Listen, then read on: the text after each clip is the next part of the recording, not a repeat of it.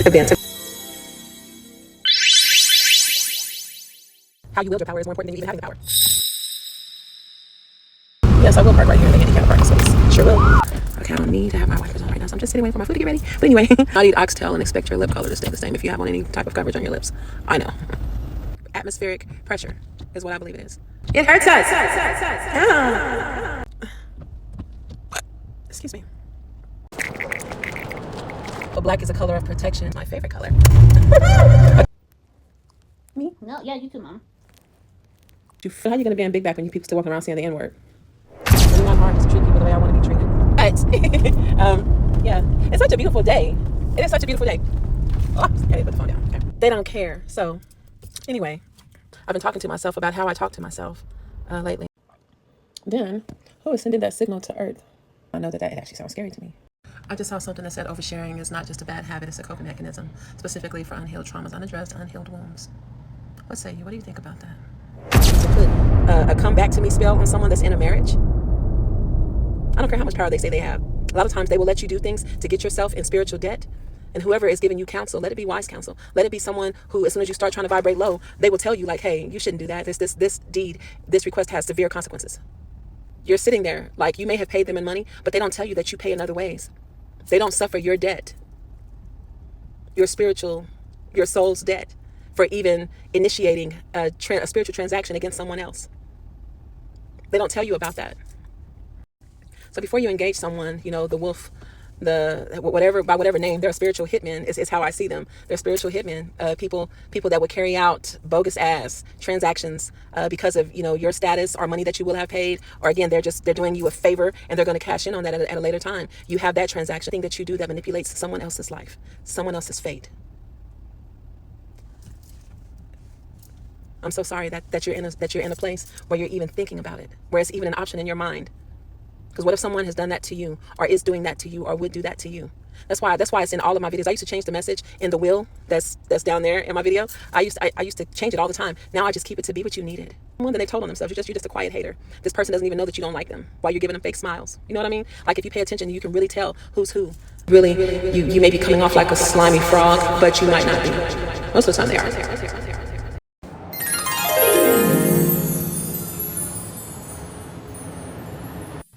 I went out and I haven't been out in so many years, and now I can't. All I can do is I'm done. It's a detour ahead.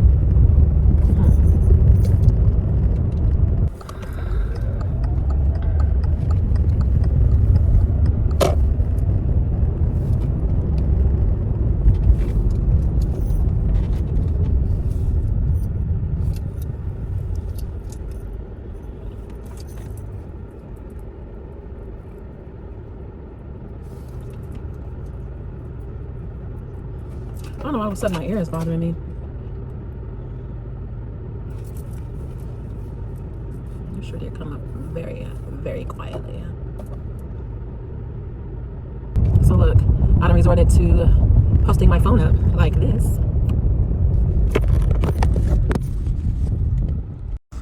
So this is an evening, unexpectedly. It is 1:21 in the morning, and I've just spent my evening at the ER with someone that I care about and love. I would do it again. I mean, we always do for each other. That's what it is when you're talking about family and friends, people that you love. When I was younger and in the church, I was taught that it is more blessed to give than to receive. I know that that's actually scripture also. At the same time, for those people who are not scripture abiding, following, acknowledging, nothing wrong with that. It's whatever. This is your life and this is your time to do whatever you think that you need to do, can do, should do, have to do. One of the greatest gifts is being able to give to others, to do for others. I'm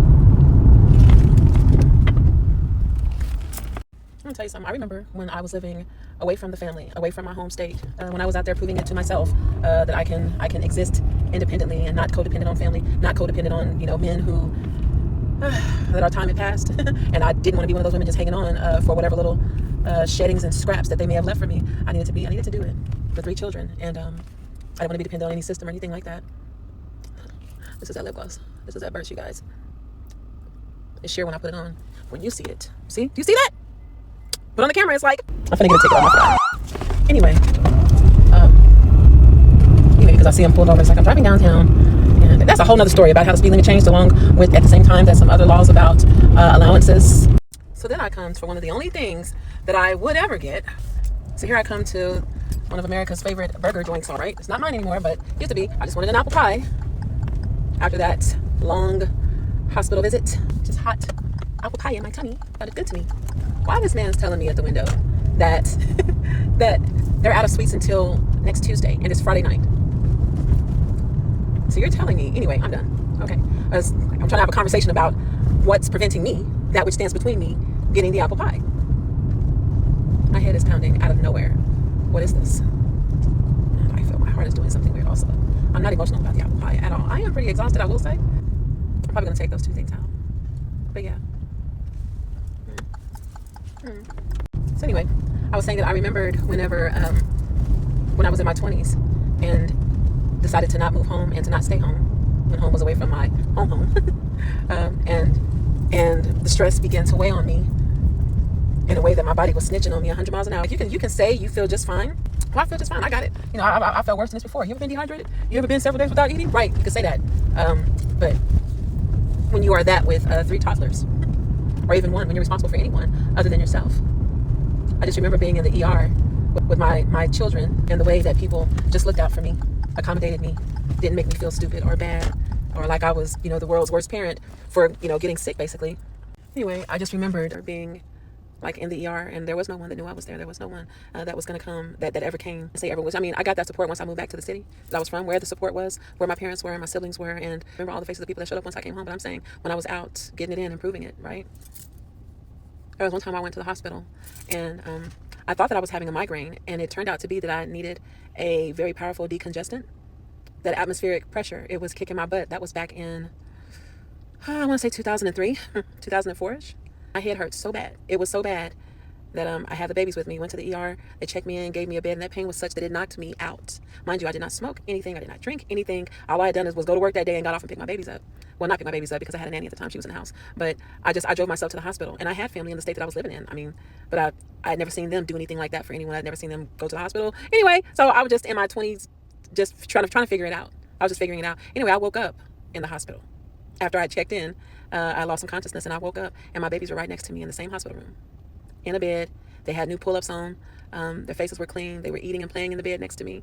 No one called Child Protective Services. And that's why I say a lot of people try to bash the world and say that there are no good people in it. I've been so fortunate and so blessed.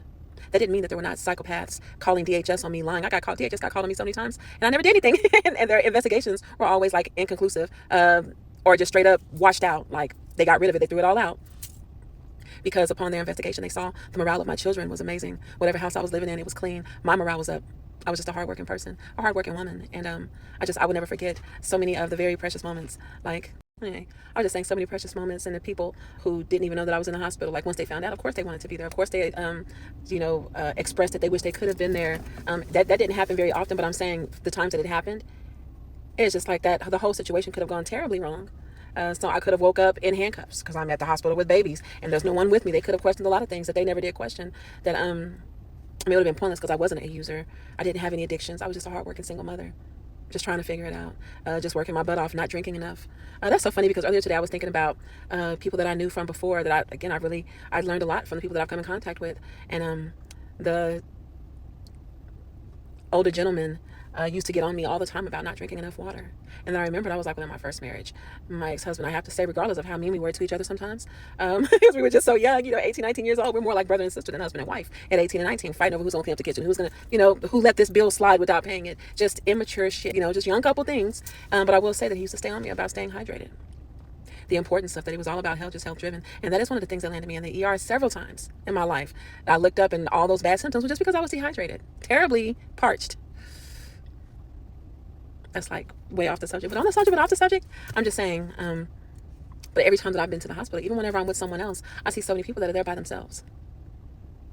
I know the world can be a very lonely place, but my testimony is that the world is also filled with a lot of beautiful, good-hearted, good-intentioned people that if they see you walking a little bit too slow, or they see you looking pitifully sad, or they can, how people can look at you and tell? They can tell whenever you're in pain.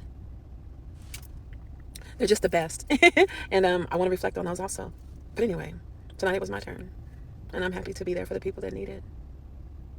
Like, that's a part of what heals us, is being able to show up for other people who need us in a way that we need it. I could have used somebody at the ER with me even before I had children. Well, that only happened like if I was at home, my parents would have been there. I keep saying I'm just saying, because really I am just saying. Okay, right now I'm just saying I'm catching myself all those hours that I was at the hospital that I never got any water, mainly because I didn't want to have to go to the ladies' room and then miss whatever as the doctor came in, to miss what would have been said. So I'm talking about the person that was in the hospital too. Like me, myself, I haven't even had a total of 2 bottles of water today. I haven't even had that. But I'm in the hospital tending to, that's very pot and kettleish. I know. I will guzzle tonight. Today was such a beautiful day. It was in the 70s. And I'm not going to lie, I missed the majority of it because I didn't even come out in it until like noon. I never sleep in like that. I did, eyes shut. And then right to the hospital. So I was only out for the amount of time I drove in it. But I got to see it. It's like we respond to the sun the same way the flowers and the trees and the grass does. Like it feeds us, it perks us up. What is the hormone or endorphin that's released when you're standing out in the sun?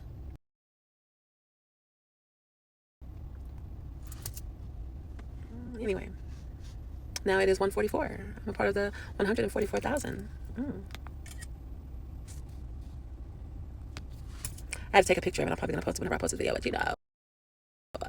So, I'm always checking my teeth. Because I hate when you ever be around people and they will let you talk with an entire bat in the cave. Look, I'm about to dig it, right? With an entire meatball in between your teeth. I'm like, are you really going to try to tell me you didn't see that cilantro or that green onion in my bucket?